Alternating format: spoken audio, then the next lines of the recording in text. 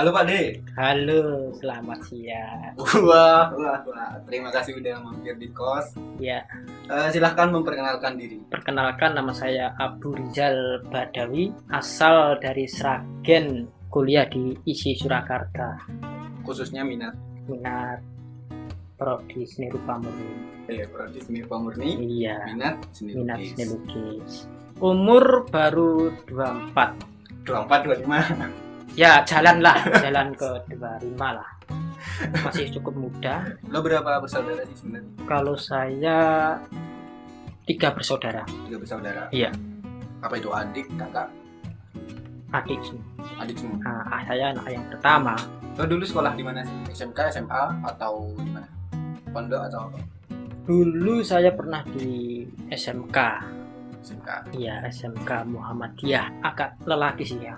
Jurusan pemesinan, Wah, teknik pemesinan. Nggak nyambung kan? gak nyambung. Nggak nyambung sama sekali. Ini Itulah sebenarnya- keunikan saya itu. Maco banget. Lelaki banget. Soalnya harus berani kotor, ya. Kemudian berani berpanas-panasan. Berarti kan bisa dibilang SMK Muhammadiyah ini bisa disebut STM atau enggak? Atau beda? Sama aja, Sama aja sih. sama aja. Khusus semua laki-laki semua. Nggak ada yang perempuan kecuali gurunya. Bagus. STM itu kan lebih apa ya, dikenal dengan mahasiswa yang tawuran-tawuran. Nah, kalau di SMK yang Muhammadiyah ini gimana? Nah, Apa sama juga? beda dengan yang lain. Gimana lo? Kalau untuk yang SMK Muhammadiyah itu lebih Islam, Wah, karena dalam pembelajarannya itu ada makul-makul yang menjerumus ke agama. Jadi gini, kalau untuk yang lain yang curang cuma agama Islam. Nah, ya udah. Kalau yang Muhammadiyah itu ada fikih, ada tarikh, kemudian ada kemuhammadiyahan. Nah, jadi lebih dibekali yang lebih religius lah gitu ya. Asem temen. Oke, dari teknik mesin. Teknik mesin kan sama seni jauh. Apa yang membuat lo memilih untuk ke jurusan seni rupa murni? Kuliah seni. Kuliah seni itu ngapain? Kan kalau teknik mesin udah kelihatan, oh gue bakal kerja ini. Banyak teman-teman saya dari SMK itu mempertanyakan, kok kamu bisa mempunyai pemikiran yang teman-teman nggak terpikirkan? Kan yang namanya SMK gitu.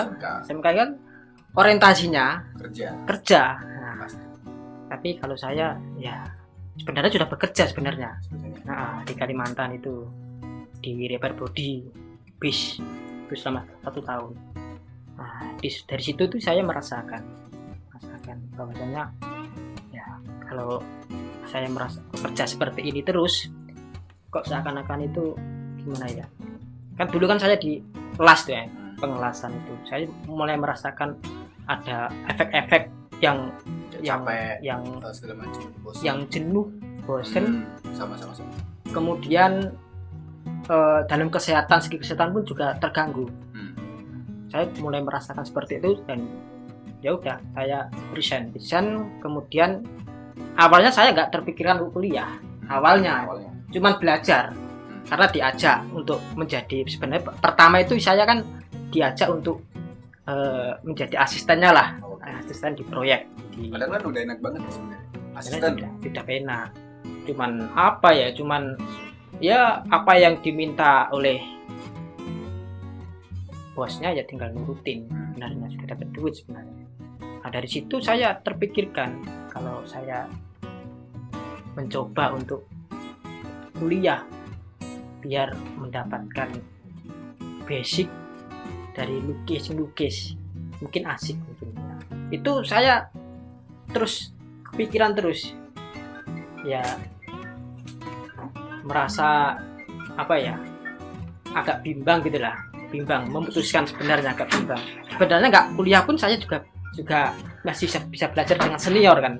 Tapi ya udah, pokoknya saya mau mencoba dulu untuk merasakan dunia akademis. Intinya saya ini penasaran, orangnya penasaran terus, apalagi tentang masalah keilmuan. Pengen belajar terus pokoknya, gak ada kepuasan. Gua tahu bapak lo kan juga bekerja di kesenian ya? Bukan di kesenian sih, bekerja sebagai dunia interior di bidang interior. Tapi dia juga ada basic di kesenian berarti. Ada. sebagai kayak orang tua yang mengerti soal kesenian, lo dididik dengan gimana sih? Apa lo diajari dengan oke lo harus gini atau udah lo dibiarin aja?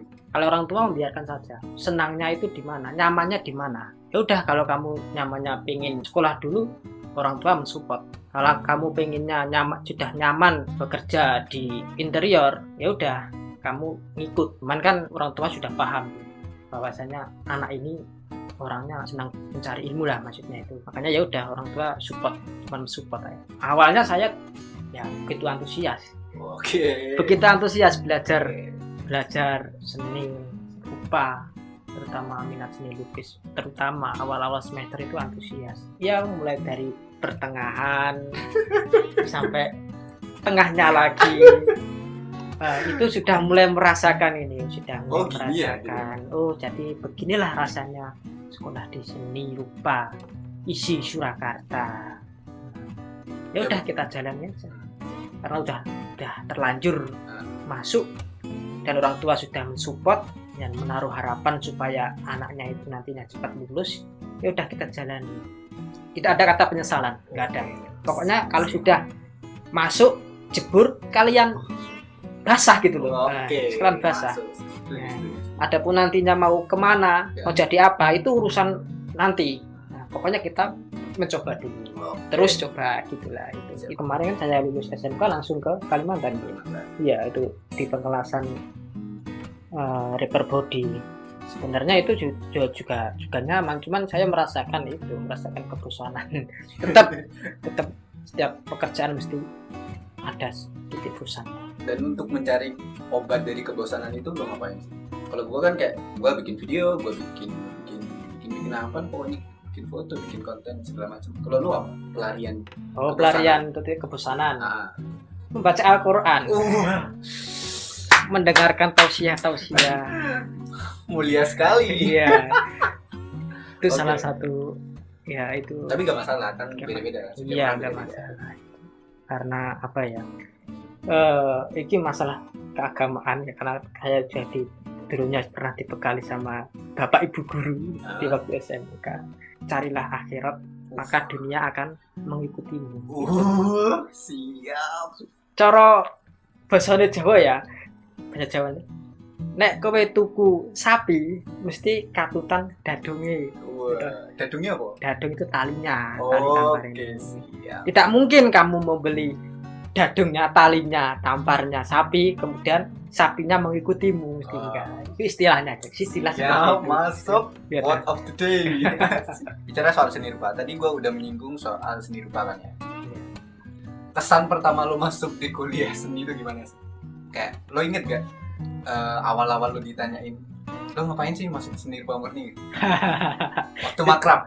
Iya, waktu makrab ya itu. Lo jawab apa waktu itu? Sebenarnya sangat konyol itu. Ya, saya jawab spontan aja.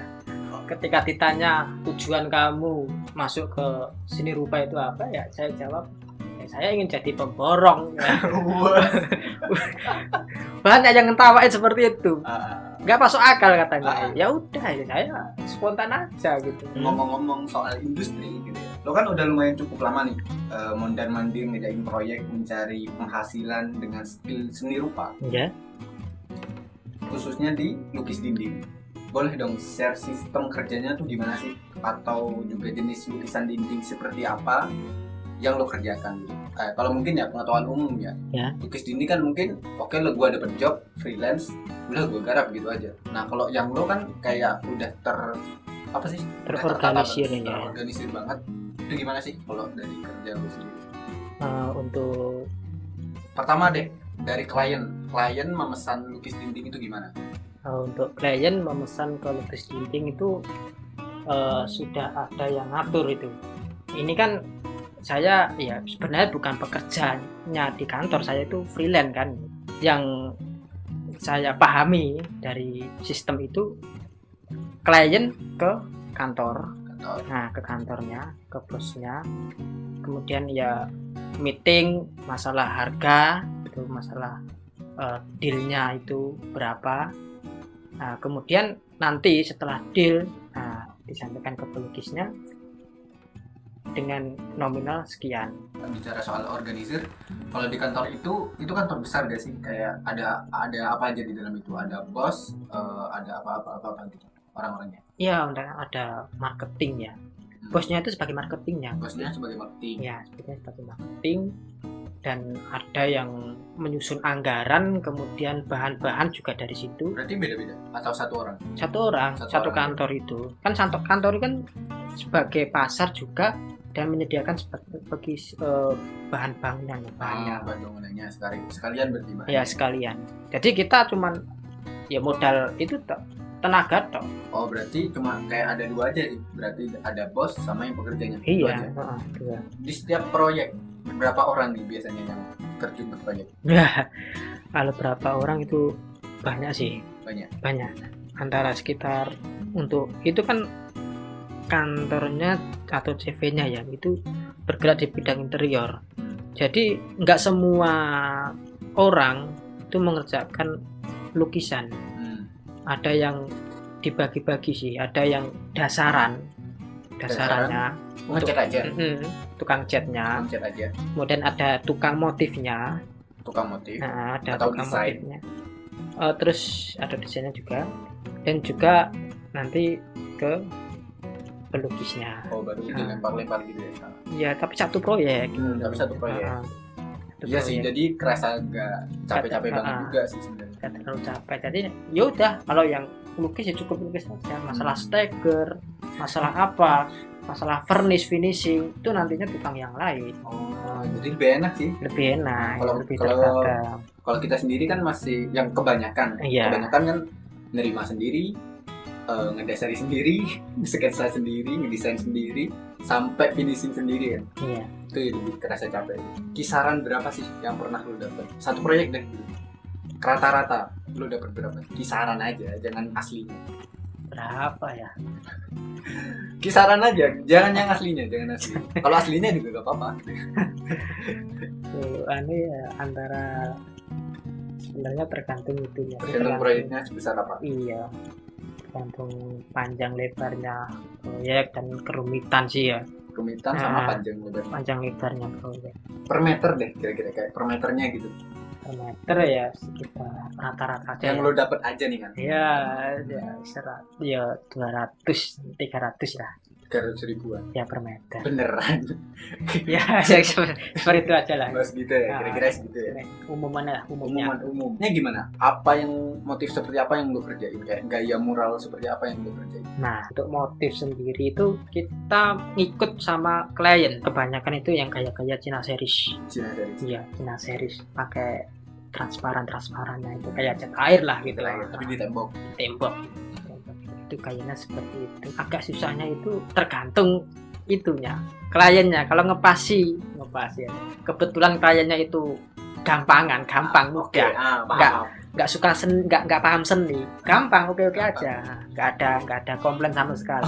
Kalau yang paham malah akan paham yang seni, waduh, rumitnya minta ampun. Komplain sebetulnya gampang kalau dikerjakan, dilihat contohnya mudah. Tapi setelah dikerjakan, kalau dia sudah paham seni, direvisi.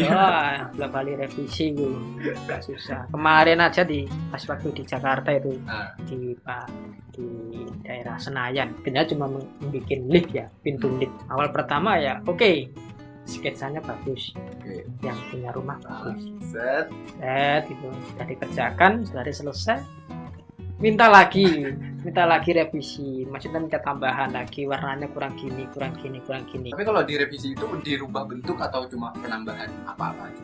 Nah, untuk revisian kadang ya tergantung itu kliennya. Kadang ya ada yang minta rubah total warna, ya ada. Buset. Ada yang cuman pengennya ditambah-tambahin. Untuk tambah-tambahin masih bisa. Kalau untuk masalah warna, kalau di interior sendiri, kalau warna itu paling pokok itu warna. Soalnya kesan pertama yang dilihat klien itu adalah warna. Tertariknya warna. Ya, dunia interior itu agak keras, bro. Keras, bro. Ya. Bisa boleh. Jelaskan pelan-pelan, nggak apa-apa. Kalau untuk yang case mural di kafe, di rumah makan itu kan terserah senimannya ya, terserah pelukisnya ya. Terus kan. Nah, kalau di interior sendiri ya nggak bisa begitu. Ada aturan-aturan yang harus dikerjakan sih. Misal kayak temboknya warnanya agak krim, ya warnanya lukisan itu ya harus masuk krimnya warna tembok itu harus masuk ke lukisan itu. Jadi istilahnya harmonis lah. Ya harmonis. Karena apa? Karena teori tersebut itu menurut psikolog itu sangat mempengaruhi lukisan, terutama bagi orang-orang kaya ya, berfungsi sebagai apa? Sebagai media untuk terapi, untuk psikologis. Nah, ketika dia lelah bekerja kemudian melihat lukisan itu seakan-akan ayem. Makanya warnanya itu ya disesuaikan lah, kalau bisa disesuaikan dengan warna-warna yang ada di sekitarnya gitu. Itu sebenarnya ilmu interior seperti itu salah satunya.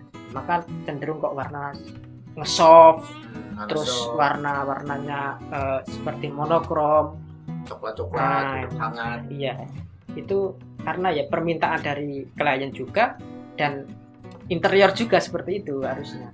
Kalau warna-warna ngejreng ya itu terserah sih warna itu, juga permintaan dari kliennya pengennya itu mana.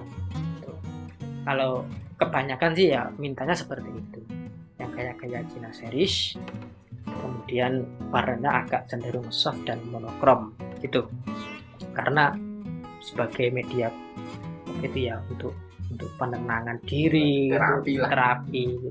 Kenapa kok banyak di interior itu yang terutama yang dikerjakan itu berupa binatang, berupa pepohonan? Karena menurut orang-orang tersebut, mereka itu mempunyai kepercayaan bahwasanya dengan gambar-gambar seperti itu akan mendatangkan sebuah rezeki, keberuntungan, apalagi kan koi atau binatang itu seperti itu. Ada ketentuan-ketentuan yang perlu digarisbawahi ketika melukis atau menggambar di media tembok. Kemudian kliennya masih mempercayai tentang hal-hal seperti itu. Kemarin saja burungnya gambar burung gitu, kelebihan 1 suruh kon hapus. Nah, kelebihan 1 cuma. Padahal cuma kelebihan 1 aja. Iya. Kalau dia dilihat dari visual aja sebenarnya nggak masalah. Nggak masalah. Itu aja. Karena simbolik kan. Iya, karena itu kan masih percaya tentang hal-hal simboliknya.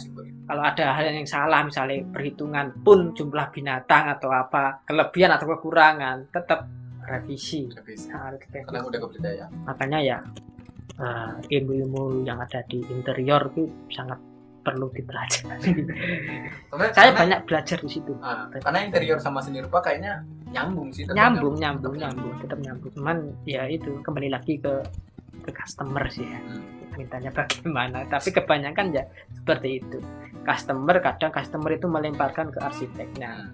Yang punya rumah, wes pokoknya aku manut arsiteknya piye, ya wis aku manut arsitek seperti itu. Itu lebih mudah kalau arsiteknya nggak paham tentang seni. Itu lebih pokoknya tergantung kliennya. Kalau kliennya paham seni ya udah agak rumit. Bahkan cuman dikerjakan biasanya 2 minggu selesai. 2 minggu. Estimasi pengerjaan 2 minggu selesai. Nah, kalau paling lama deh. Iya, paling lama ya masih 1,5 bulan 2 bulan itu. Buset. Apalagi kalau gambar-gambar ornamen, wah sangat begitu rumit. Ornamen yang di plafon gitu. Berarti lo nginep dong di proyek itu? Nginep di proyek atau disediakan penginapan sendiri? Itu kembali lagi ke orang yang punya rumah. Kalau orang punya rumah nggak merasa keberatan ya kadang saya nginep di situ ya, di sini sama Pak sopirnya bantunya. Berarti kadang nginep juga? Kadang nginep, kadang gitu ke ruko. Kan sudah disediakan di situ. Oh, disediakan. Sewa ruko berapa minggu gitu? Iya, sudah disediakan dari kantor, jadi enak. Enak ya? Enak. Tinggal ngurus itu aja. Ya, alhamdulillah. Oke. Tahun ini kan TA ya? Ya. TA. Udah ada pandangan nggak lo setelah lulus nanti gitu, tetap bekerja sebagai seniman atau lanjut studi, atau ada rencana lain yang lo rancang kayak berapa tahun lagi gue bakal bikin ini gitu? sudah ada rencana berkeluarga atau belum? Wah, nah, kalau untuk berkeluarga itu sebenarnya sejak dulu sudah ada rencana.